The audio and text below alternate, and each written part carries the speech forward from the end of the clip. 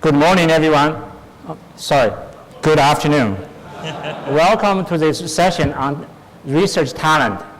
As you all know, that talent has become a very hot topic.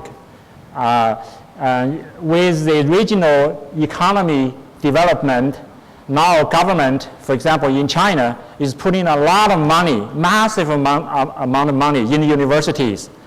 And so all this money, with all this research money flow into the laboratories, the talent problem is not resolved, still not resolved. Actually become a more urgent problem. So when we go out talk to university professors, they said, I'm not so worried about money now. I really, interested in talent. So today, in response to this, we have our keynote session on research talent. And tomorrow we have a different program, I'll tell you. So let's first introduce the speaker, Professor John Hopcroft. How do I go forward? Okay, here we go. So John is very well-known scientist, very distinguished computer scientist who has received many awards, including Turing Award. So, but today, in my introduction, I'm going to tell you two facts that's less well-known about him. So the first thing, that John actually is a visionary leader who can advise the government on science and technology strategies at the national and the international level. So many people know National Science Foundation, and John is on the National Science Board. What's the relation of the two? The National Science Board is personally chosen by the president to supervise the National Science Foundation. So, okay, another fact, less well-known fact about John is John actually is a very well distinguished educator. So here is the citation of his recent ACM Carl Karlstrom Outstanding Educator Award. It covers many aspects of John's educator's career, but I highlight the one line, advising PhD students who themselves are now contributing greatly to computer science. Well said. Okay, some fact, some of my personal experience. And recently we celebrate John's 70th birthday. Happy birthday. So we had a big conference, a whole day at Cornell, and a lot of people came over from all over the world, and we had a lot of fun. And at the conference, this is a picture taken at the conference, with John and John's students.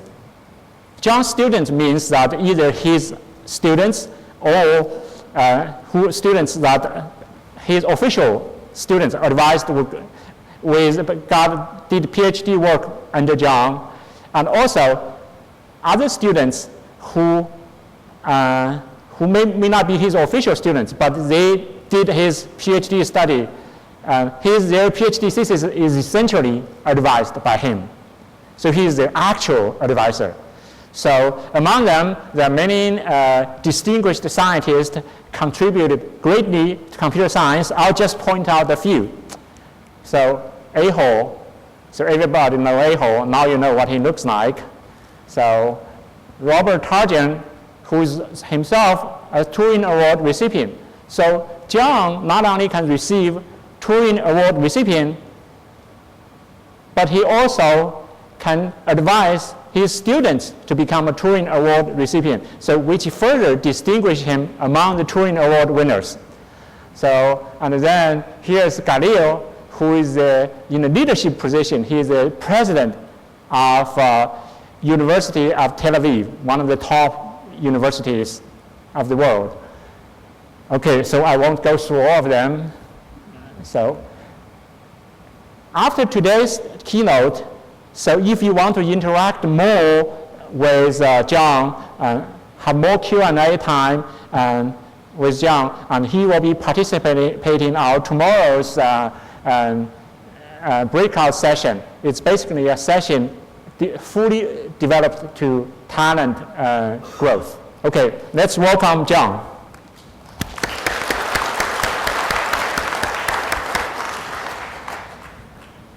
Thank you very much.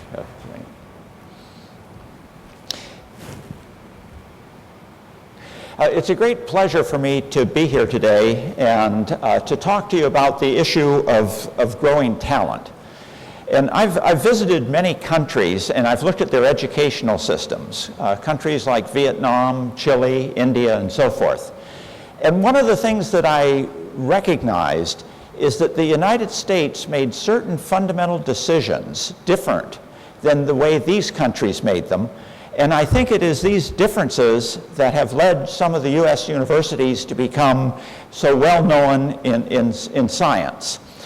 So what I thought I would do is I would start my talk today by telling you a little bit about the U.S. research model, then a little bit about teaching in the United States, and then I'm going to give some recommendations. But here, one should be very careful. When a foreigner gives recommendations for another country, you ought to be a little bit careful because he may not really understand the culture and many of the forces, and the recommendations may not make any sense. But I'm going to give them anyway. And then I'm going to talk a little bit about how to spot and how to mentor talent. And then finally, what I thought I would do is I would go through an example and show you how some students actually got started in their research. So to start with, one of the fundamental decisions that the U.S. made was that they decided that basic research was going to be carried out in universities rather than government laboratories. And then applied research would be done in government laboratories. And one of the reasons this is important is some countries decided that they would have two ministries, one of research and one of education. And what they ended up with was government laboratories which had the funding and had the research infrastructure, but did not have the PhD students. And they ended up with universities that had the PhD students, but didn't have the laboratories and so forth to carry out cutting-edge research. And so this is one of the fundamental decisions. And the reason it was made was doing the basic research in universities sort of guaranteed that there would be a next generation of scientists. Another thing in the United States is our economy is large enough that we can be world-class in all areas of science. And what world-class means is that there is enough research activity that if there was a breakthrough in that area anywhere in the world, we would hear about it, we'd be able to evaluate it, and if we thought it was important, we would be able to reproduce it in the United States. Then there is another category of research areas where we're going to strive to be number one. And there's a certain criteria that decides how you get on this shorter list. And one of the criteria is whether it is an enabling science. So like molecular biology, computer science, and some people would say mathematics. And this is actually a very important thing to understand. When I say mathematics is an enabling science, it is probably not the PhD level research that's going on in mathematics which is so important, but it is the average math skills of the entire population.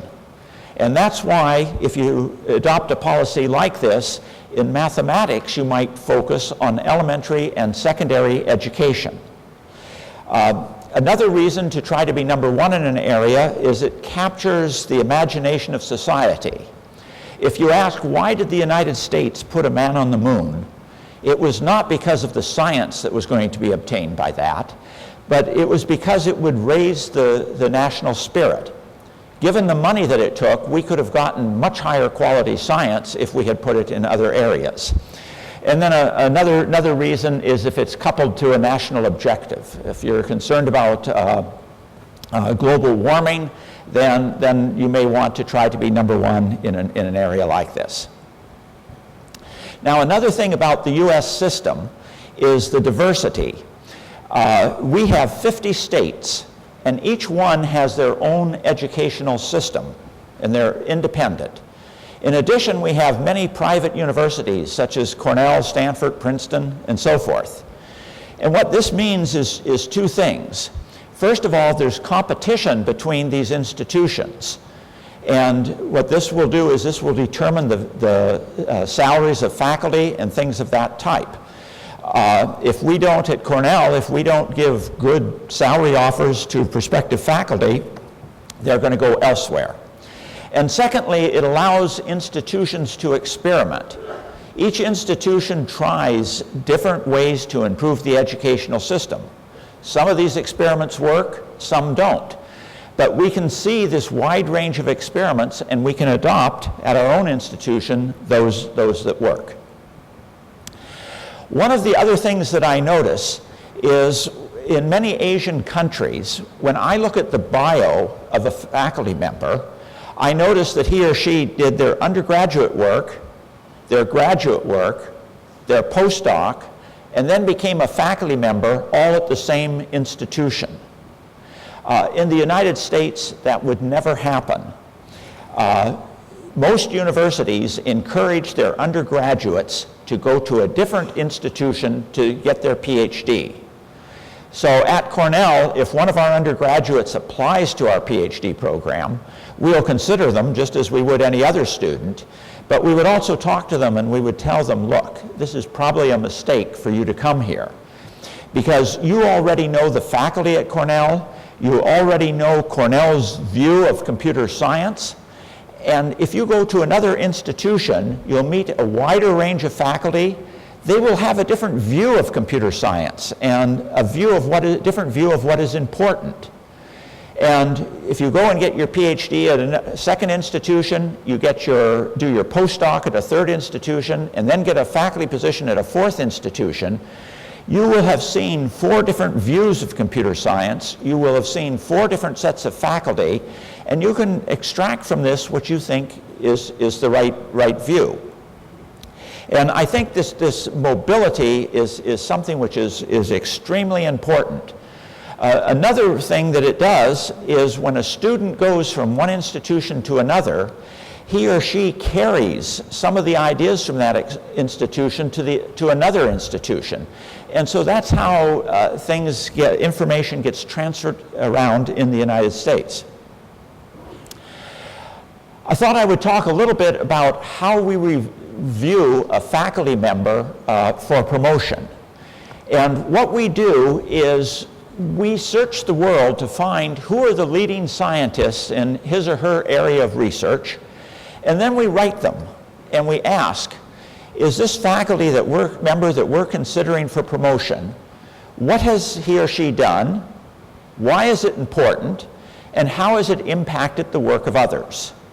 And we will get back maybe 8 or 10 letters, and the decision whether to promote or not is made by this judgment of people who are not at Cornell. They're around the world, but they are the leading scientists. And from these letters, it becomes obvious whether this person is really going to be an influential scientist or not. One of the things that I would caution against is this notion of counting papers or counting references to papers. It turns out that the publishing business is a money-making business. And if you're publishing 20 journals and making a profit, why not publish 40? And we're in a situation today where if you know where to submit your paper, you can literally get anything published.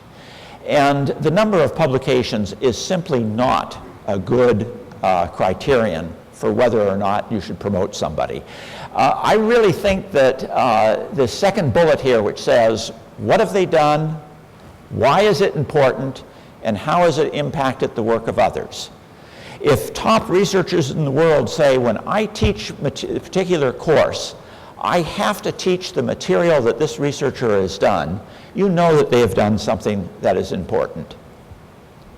Another issue is to avoid top-down management. You want to push decisions down to the lowest possible level. And I will just give you one example. As some of you know, I've talked a lot about the fact that computer science is changing in a fundamental way, and we've got to update our curriculum to meet this change and to really position our students for the future. And what I decided is at Cornell we should add a new course to our curriculum. And I had talked to faculty about this for a year, so people knew I was thinking about it. But what did I have to do to get that course approved? What I did is I went to my department chair and I had a 10-minute conversation with her.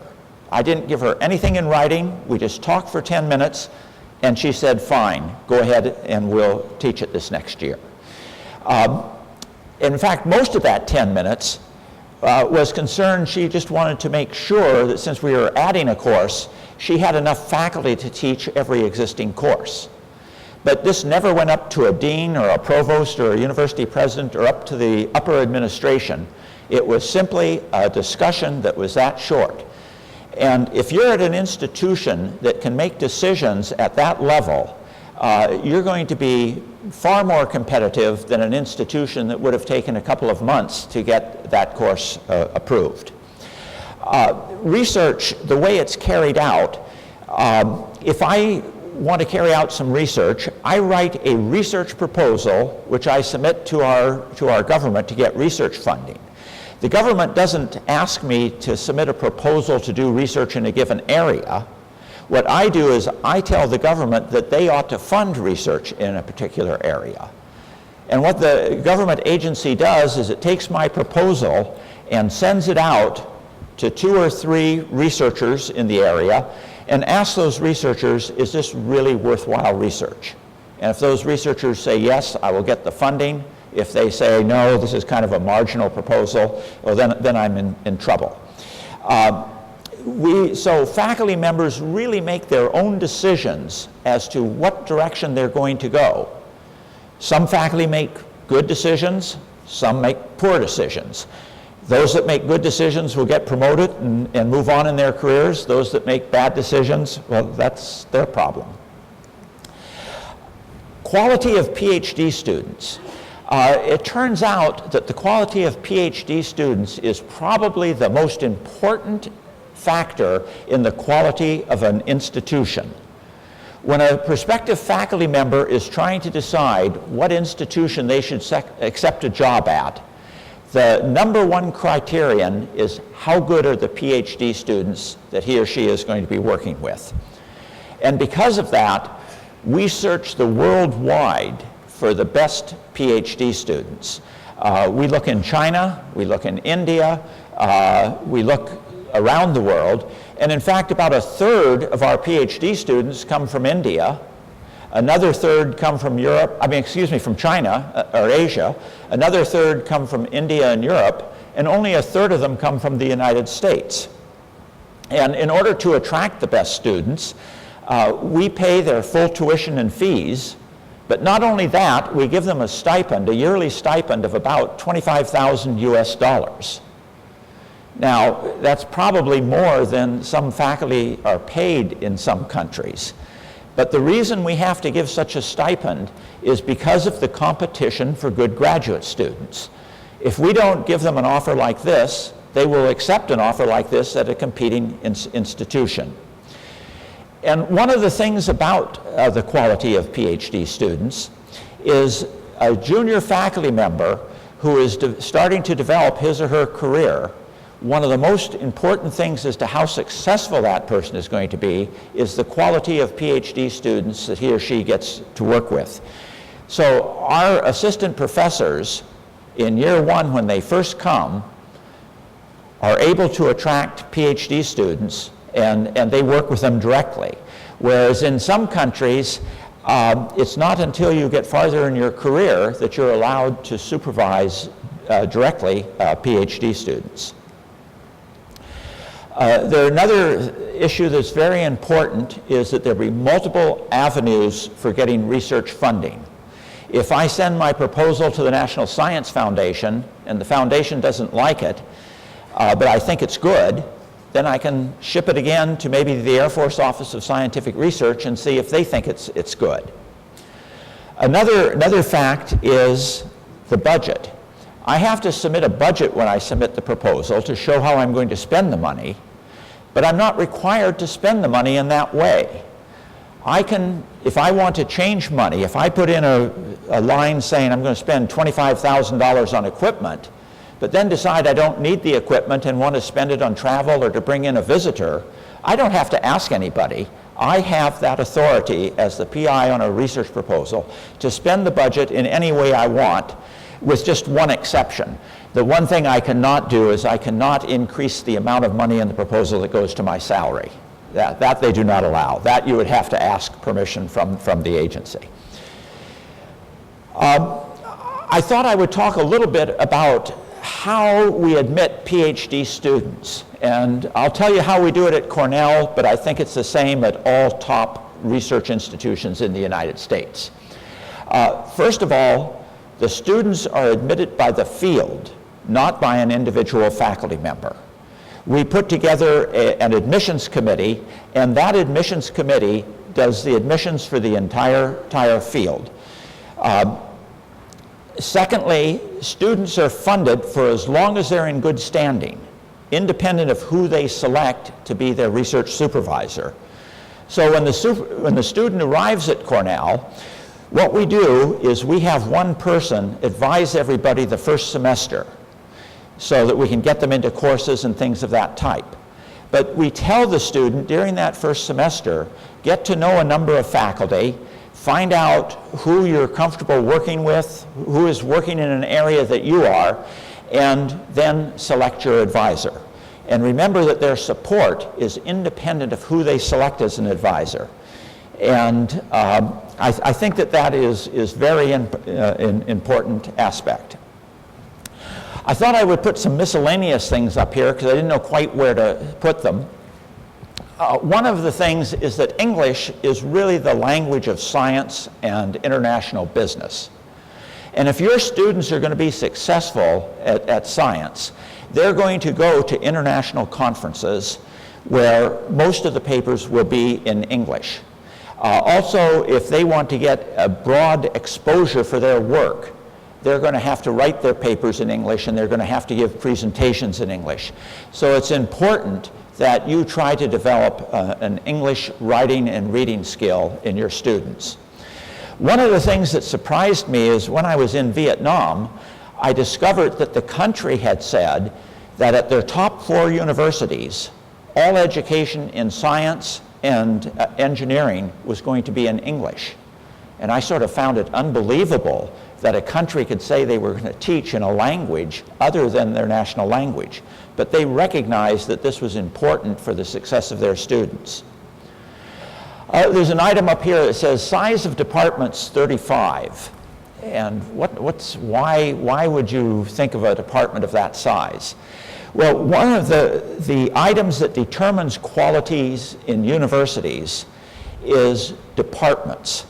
It's departments that hire faculty, make decisions to hire faculty, make decisions as to who to promote, and they're really the keeper of quality, not the higher administration. And so what you don't want is you don't want to get a department that is so large that the faculty don't know one another and don't respect one another and don't interact as a coherent unit. And so 35 is about the size. Once you start getting larger than that, faculty don't really know each other, and all of a sudden the department starts fracturing into smaller pieces. I put up there chalk, not PowerPoint. When you're giving a lecture, I know many people have gone to PowerPoint, but I've got to tell you, my experience has been that if you really want your students to learn, when you're teaching, you want to sense how well they're picking up what you're talking about, and you want to have the ability to change your lecture during the hour that you're lecturing. And to do this, if you have PowerPoint slides, you're not going to do it effectively. Also, there seems to be something that when I write on the blackboard and it goes up piece by piece as I'm talking, the students take it down. Whereas if I use PowerPoint, they don't, because they'll just ask for a copy of the slides afterwards. Wednesday lunch. doesn't have to be Wednesday, but one of the things I did when I was a department chair is I wanted the faculty really to develop relationships with one another. So I said, look, I'm going to have a caterer bring in a lunch on Wednesday. Anybody who wants to come. It's a free lunch. It's not a faculty meeting. It's just a time where you'll spend an hour with your colleagues. You can talk about baseball or football or anything you want, but you'll get to know one another. And it turns out it's amazing how much information is conveyed at these faculty lunches. It's now 20 years later, and several department chairs have continued this. And I won't, the next couple of things I'm not going to go into because part of it Baining mentioned. I just put down there the first class I taught, I just went back and checked to see how they were doing, and half of the members of that first class are members of the National Academy today. Now here I may get into a little bit of trouble, because here I'm going to actually give some suggestions for people in Asia. But what you should do, I hope you will look at the suggestions and ask, do they make sense for the culture that you live in? One of the things is, I think, what every university, every department needs to have a strategic plan. If you're going to go into some area, let's say you're going to go into bioinformatics, you're not going to be able to go out and hire world-class faculty in 1 or 2 years. It's going to take you maybe 5, 10 years to get there.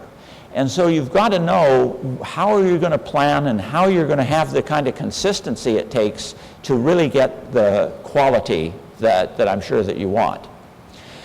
Second thing is to make salaries competitive. Every country that I go to that is struggling with their educational system seems to have a poor salary structure. Often the salaries are government controlled, and this means that there's not going to be competition between universities. Now, one of the things, I probably should not have put the word salary up there, because that may be a technical term. What I should have put is compensation. Because even if the government determines what the salary is, that doesn't mean that the compensation has to equal the salary. You can find some strategy where you can make the total compensation competitive. And I can talk about that tomorrow. I can tell you how some institutions are doing that, even though the government controls the salary. Well, a simple thing, and I'll put Microsoft on the spot here. So there are creative ways of fixing that salary issue. But I do have to tell you, in the US, it is very competitive, and that's why the salaries are quite nice. You have to increase flexibility if you're going to have creativity. I think you have to adopt international standards for evaluation and promotion. I really believe that as an institution, when a promotion comes up, you ought to find out, how does this person compare when you ask people internationally? Another issue is transparency. It ought to be clear to faculty when they're first hired, and it ought to be clear to students and so forth, what all the rules and regulations are. A faculty member ought to know what the criterion for promotion is. A graduate student ought to know what the criterion is for being in good standing, what the criterion for a thesis is. You got to have this kind of transparency. The next item, PhD to faculty ratio. PhDs are so important for faculty development that you've got to have enough PhD students and of a high enough quality that a junior faculty member can have 2 or 3 PhDs to supervise. How many students should a faculty member supervise? Well, it depends on the area. I suspect that if you're a faculty member in systems, you can do more than if you're a faculty member, let's say, who's theoretical like I am. But I'm currently supervising 4 students. And 2 of them are sort of just starting, so I'm helping them just with classes and things like that. I'm talking to them about research. 2 of them are quite well into their research, so I'm spending quite a few hours a week interacting with them. But that seems 3 or 4 seems to be the number that one can do quite easily. I talked about the increase of the use of English. Another thing that's important is a coherent physical location. It's hard to tell you how important it is that faculty be in the same building and, if possibly, on the same floor. If they have to be on 2 floors, then it would be nice if there's an atrium with an open stairwell connecting the 2 floors, because you want faculty to run into each other during the day and chat, maybe when they're going to get coffee, things of that type. And the bottom line is faculty governance. Decisions ought to be in a university ought to be made by the faculty, not by the administration. And I can tell you, I was in administration. I was a dean of a college of engineering, and one of the hardest things to do was to get faculty to make decisions. They kind of wanted to push them up to me, and I had to constantly explain to them that they were in a better position to make decisions than I was.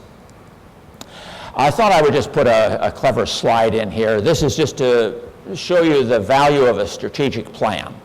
If you don't have a strategic plan, you'll be making little minor decisions which will be taking you in all kinds of different directions.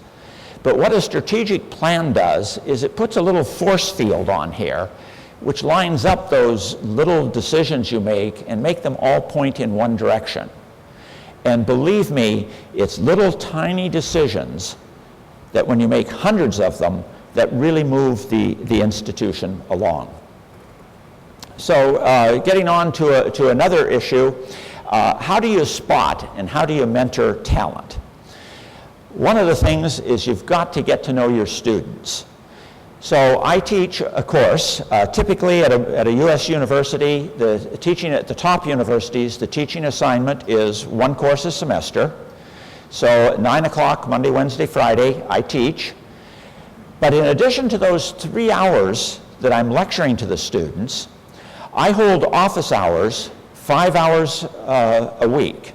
So each day I specify 1 hour when I will be in my office, and that time is reserved for the students who are in my course. I won't make another appointment then. And it's amazing how well I learn, how much I learn about my students. Typically 5 to 10 students in any given hour come see me. We talk, help them if they don't understand something in the class, but they also get the sense that I care about their success. And probably the most important thing in with a student is not how well you lecture, not how well you know the material, but whether you convey to the student that you care about the student's success. That's probably the most important thing in the student's learning. Another thing I do is I often assign optional homework problems, ones which are not required, there's no credit for them. They're very difficult. Students probably aren't going to be able to do many of them, but they're exciting and they get the student to talk to other students about them. And quite often a student will come in and talk about these exciting problems, and that's one way of identifying a student who is really good. We offer research experience for undergraduates. Quite often what I do is I get one of my graduate students to work with me and the undergraduates as a group. How often do I meet with students? With a PhD student, if I don't see the student at least a couple hours a week, the student's going to get an email from me asking, are you ill or something, or why aren't you in? And in fact, I got to mention something about Asian students. It takes me a while to get Asian students to realize, to recognize that even though I'm a faculty member, they can come in and talk to me. So apparently there is something in the culture where they feel they can't approach me. So it usually takes me a month or two to get students to know that I'm there to help them. And I'll tell you a funny story, because I had a student here from China who came into my office, and I had asked her to tell me several research areas that she might want to work in. And she mentioned 3 of them. And I said, well, which one do you really want to work in? And then she told me one of them. And I said, okay, how did you pick that? And what she told me was, when I mentioned the 3 areas that I might work in, I watched your face to see if I could determine which one you liked most. And that's the one I picked. Well, I had to tell her that's not the way we do research in the United States. what I wanted her to pick is something that is really exciting to her, because if it's not exciting to her, she's not going to put her best effort into it. And so there are some cultural things that have to get changed a little bit. Okay, so I'm going to move on to how to get started in research. Some of this is obvious. One of the things is position yourself for the future. My career took place over the last 30 and 40 years, but I have to be careful that I don't advise students to do work that I was doing during my career, because that's not the work that's going to be important in their career. Their career is going to be the next 30 years. Secondly, I tell students to avoid well-established open problems. If someone comes in and says they're going to work on the P equal NP problem, we have a little discussion as to how many hundreds of people who have worked on it. They're probably better than either of us, and we're not likely to make much progress. So it's much better to formulate a new direction. And one of the things I tell them is start simple. And also, the most important thing is to get students to ask simple questions. So what I'm going to do for the rest of my talk is I'm going to illustrate how some researchers actually got into research. And I'm cheating a little bit because two of these are PhD students from Tsinghua University who spent 6 months at Cornell. And one of the things, it turns out that China is willing to fund scientists to spend time in the United States. And I usually have 2 or 3 faculty from China in my research group. So some of the things are a little bit more sophisticated, but I tried to pick things here which were students. So one of the things, an undergraduate came into my office and wanted to have a research experience. So I gave him a paper, and it was a paper by a number of researchers at Yahoo. Most of them are at Yahoo. One of them is Microsoft. And in this paper, the researchers introduced the concept of an alpha-beta community. And an alpha-beta community is a bunch of nodes in a graph where each node in the community is connected to a fraction of nodes in the community, at least beta nodes, and each member outside the community is connected to at most a lower fraction, alpha. And so the student, I better just show you a picture of what an alpha-beta community is. So the vertices that are in the community are connected to quite a few vertices in the community. Vertices which are outside are connected to very few. A vertex inside could be connected to many outside. That doesn't matter. And there was this undergraduate from Bangkok, Super Soren. We were just talking, and he asked me the question,